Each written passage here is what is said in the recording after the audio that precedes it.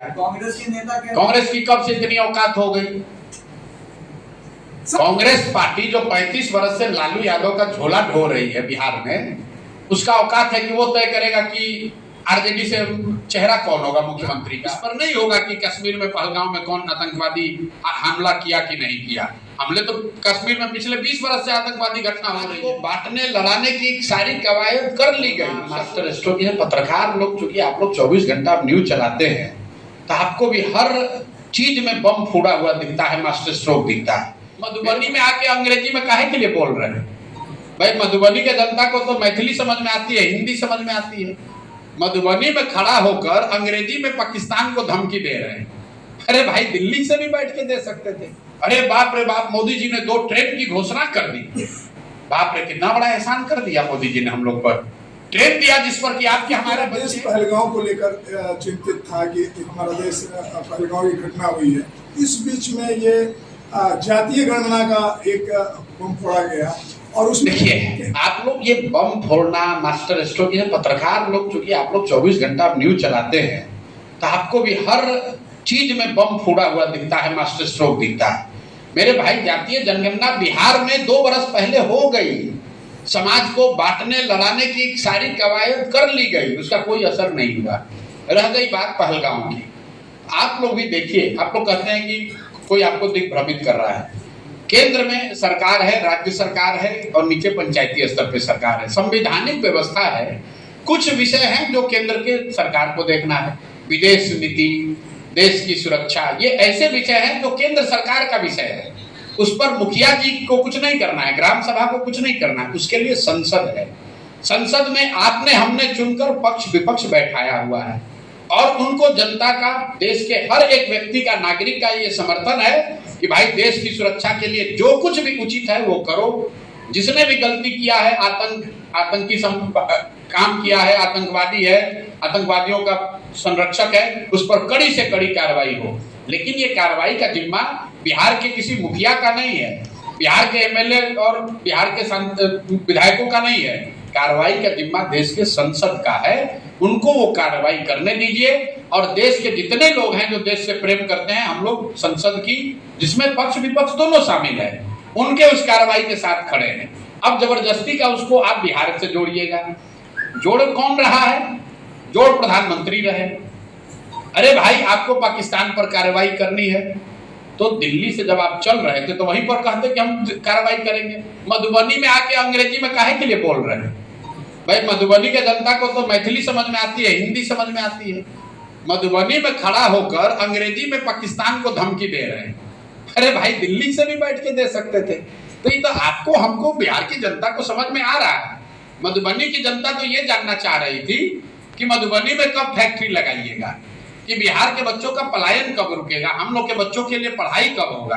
और पत्रकार भी जो हैं वो सब अब पहलगाम की ही बात कर रहे हैं। अब आप लोग भूल गए कि भैया बिहार से पलायन होता है।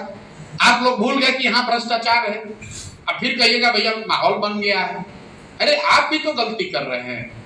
पहलगाम देश का मुद्दा है, उसके लिए संसद है, सेना है, वो लोग कार्रवाई कर रहे हैं, करेंगे। जो भी कार्रवाई करेंगे पूरा देश खड़ा होगा, बिहार के लोग भी उसके साथ खड़े होंगे। लेकिन उससे बिहार की शिक्षा व्यवस्था का क्या लेना देना?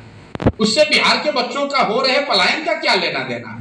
बिहार में विधानसभा का चुनाव तो इस बात पर होगा कि बिहार में शिक्षा, स्वास्थ्य, रोजगार, भ्रष्टाचार पर क्या होगा। इस पर नहीं होगा कि कश्मीर में पहलगांव में कौन आतंकवादी हमला किया कि नहीं किया। हमले तो कश्मीर में पिछले 20 वर्ष से आतंकवादी घटना हो रही है। तो क्या सारे राज्यों में चुनाव उसी नाम पर हो रहा है? सुरक्षा में चूक भी हुई है पहलगाम में, क्या देखिए, फिर वही बात, बिहार में क्या चूक हुई है? आपने ये नहीं पूछा कि मोदी जी आए, उन्होंने कहा कि सहरसा से गुजरात के लिए एक ट्रेन चलेगी और किसी पत्रकार ने, किसी नेता ने ध्यान नहीं दिया। मोदी जी के शब्द हैं, मैं कोट कर रहा हूं, कि श्रमिक परिवारों को जाने में सुविधा के लिए एक नई ट्रेन सहरसा से शुरू हो रही है।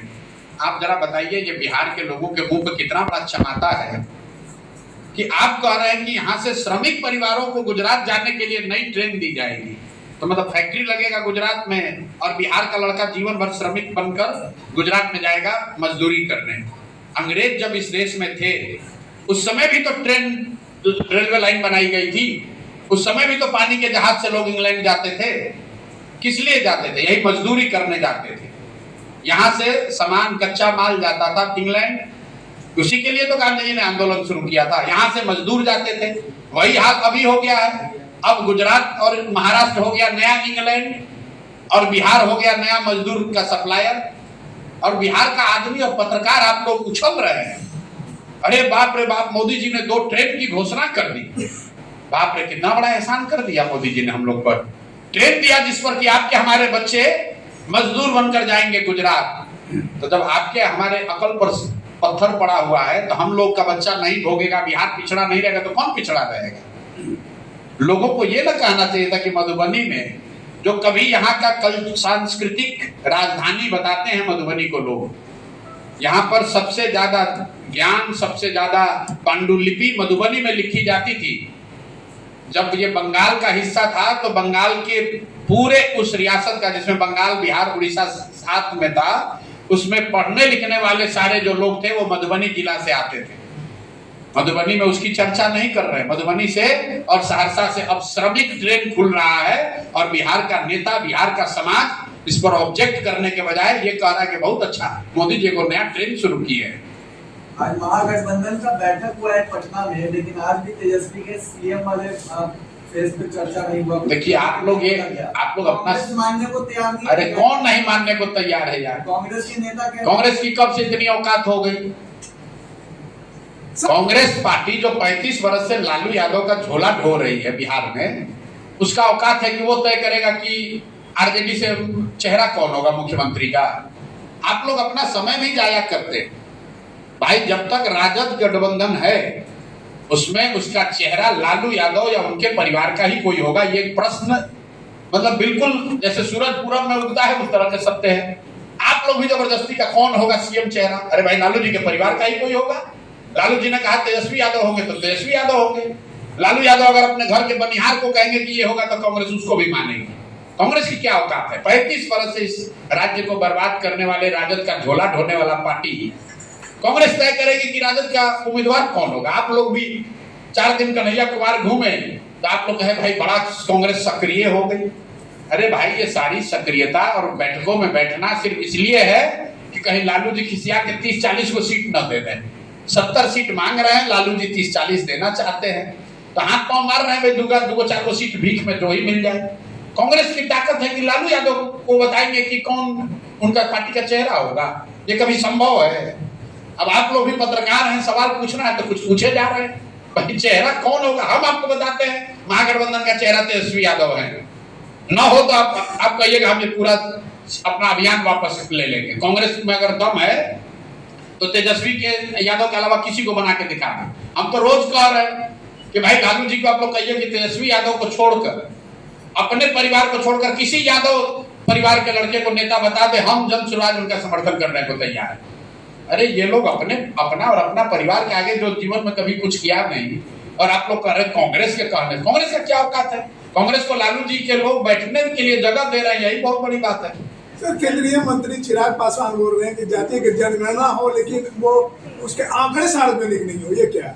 अब ये तो चिराग जी बताएंगे, हमको नहीं मालूम है। जब भाई आंकड़े आप इकट्ठा करेंगे तो सार्वजनिक नहीं कीजिएगा तो उसका आचार डालिएगा।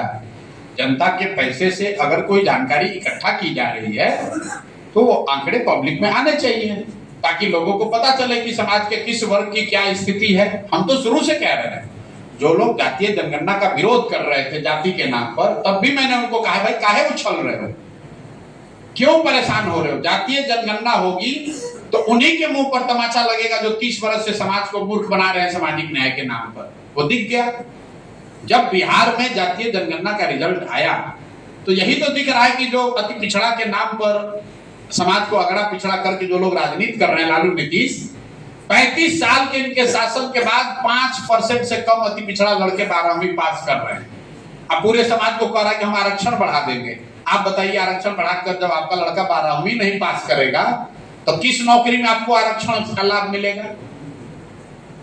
ये तो इनका चेहरा एक्सपोज हो रहा है। हम तो इसीलिए पहले दिन से कह रहे हैं कि जातीय जनगणना बिल्कुल होना चाहिए और उसके आंकड़ों पर चर्चा भी होनी चाहिए। नवंबर के बाद आज तक आरजेडी के किसी बैठक में आप जरा बता दीजिए तेजस्वी यादव ने उस पर कोई टीका टिप्पणी की हो, कोई चर्चा की हो, या नीतीश कुमार ने कुछ बोला हो। ये भाजपाई अभी कर रहे हैं जातीय जनगणना। जरा इनसे पूछिए कि भाई तुम लोग क्या कर रहे थे 2 बरस पहले? जातीय जनगणना जो बिहार में हो गया उस पर तुमने क्या कार्रवाई की? उसके आधार पर केंद्र सरकार ने बिहार के पीछे छूट गए वर्गों के लिए क्या किया? अब फिर वोट लेने के लिए नया कहानी कह रहा है। महाविद्वान अभी राहुल गांधी जातीय जनगणना का झंडा लेकर घूम रहे हैं। आप लोग जरा पूछिए भाई, कर्नाटक में आपकी सरकार है, तेलंगाना में आपकी सरकार है, वहां जातीय जनगणना हो गई, क्या वहां पर जितने पीछे समाज के छूटे हुए वर्ग हैं उन पर कुछ उनका कल्याण हो गया? नहीं हुआ। उन वर्गों के कल्याण के लिए कर्नाटक में, तेलंगाना में तुम क्या स्कीम चला रहे हो बताओ जरा। अरे ये सीधा उपाय है कि एक बार मंडल के नाम पर कुछ लोगों ने 10-20 वर्ष राज कर लिया, किसी ने कांग्रेस के नेतृत्व को बता दिया कि भैया आप पिछड़ों का नेता आप बन जाइए, तो जातीय जनगणना का झंडा लेके घूमने लगे। इतना बदहवास हो गए कि आकर बिहार में कह दिया कि जो पीछे जातीय जनगणना हुई थी वो फर्जी था, अब हम आएंगे तो नया कराएंगे। ये उस समय भी तो सरकार में कांग्रेस थी, उस समय भी तो राहुल गांधी की पार्टी ने ही कराया था, लेकिन बदहवासी में आकर कह गए कि जो पिछला हुआ था वो फर्जी है, हम आएंगे इस बार नया कराएंगे। सर, विधानसभा चुनाव आप अकेले लड़ेंगे या किसी से गठबंधन भी करेंगे? 243 पर लड़ रहे हैं, उसके आगे कोई सीट है तो उस पर गठबंधन कर लिया जाएगा। कहते कहते हमारा मुंह थक गया। भाई बिहार में 243 पर तो जनसुराज लड़ रही है, उसके आगे अगर किसी परिसीमन में या डिलिमिटेशन में नया सीट आ जाएगा तो उस पर गठबंधन कर लिया जाएगा। ठीक है भैया, बहुत बहुत धन्यवाद।